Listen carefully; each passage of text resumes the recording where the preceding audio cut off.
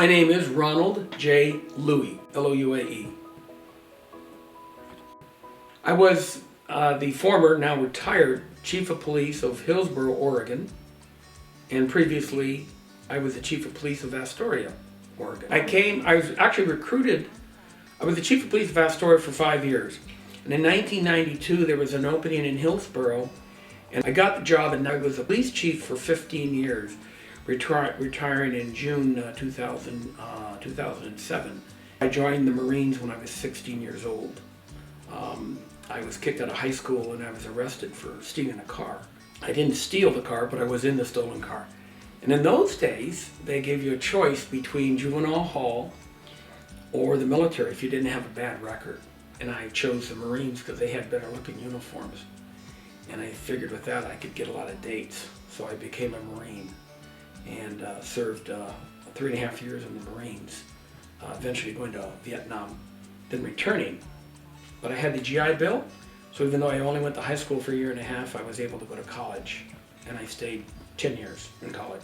I think my students always ask that same question: what was the most memorable, unique? And I probably was one of the most unique is the time I bit somebody in front of his lawyer. What happened is I got a call. I was a young officer. I was a juvenile officer in Palo Alto. Got a call of a man holding his 2-year-old child outside a window in a 2-story building. We rushed upstairs, and the 2-year-old is now out of the room, and the guy's attorney's standing right there. The guy's in the middle of the bed. He was obviously having a mental breakdown. So the four of us two sergeants kind of bend over this, part of the bed, and then my partner and I go on the other side, opposite ends of the bed, to kind of hold on to him. My other partner on the other side of the bed grabs the guy by his arm, and I go to grab him, and he grabs my partner's gun. My partner is left-handed, so he's there on his left side. He grabs my partner's gun and pulls it out, and then I grab the other arm, but before I grab it, he hits me in the eye, and I get a big, huge black eye. He hits me in the eye, so we now go face down onto the bed. He's got my partner's gun, sticking it up. My partner's trying to hold on to it. I yell gun. My face is down. I'm holding one arm, so I grab the gun because he's got his finger on the trigger and he's starting to pull it. So my finger's behind the trigger and he's starting to pull it. Well, my partner pulls his gun into his own stomach to try and pull it away. So now my finger's behind the trigger as he pulls it into his stomach.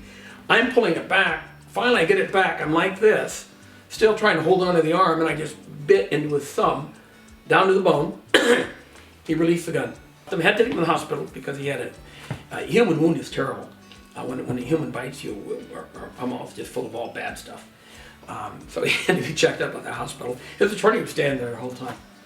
And so that was probably one of the more memorable times of my career, just in a in a nutshell. Again, the most challenging part, I think, it was 9/11, because there was this criticism that I wasn't doing my part in fighting terrorism. Attorney General Ashcroft wanted to send around FBI agents to interview Muslim males in America, and he wanted local police departments to participate and to go out and interview the Muslim males. I was not officially asked by the Attorney General's office, but I was inquired. There was an inquiry. What would I do? And both the press and also government, the FBI, said I'm not going to participate in this. A couple reasons. One primary reason is if they're not suspected of any offense, why would I send a police officer out with an FBI agent to talk to somebody just because of his religion and his gender and his age? Why would I want to do that? Unfortunately, it got out, and I think the New York Times and the Washington Post picked the story up that some chiefs around the country were balking at this, and I became one of the chiefs identified as refusing. And so that became a tough time because people were calling for my resignation. I'd be terminated. I was anti-American. They were trying to get a balancing of why I was refusing. I'm a Marine War veteran, which tend to be pretty patriotic. Why would I not want to do it? And I tried to explain it on the grounds that I felt it was not appropriate and I felt was a poor use of local resources. And I thought it was a terrible, I thought it was a waste of federal resources as well.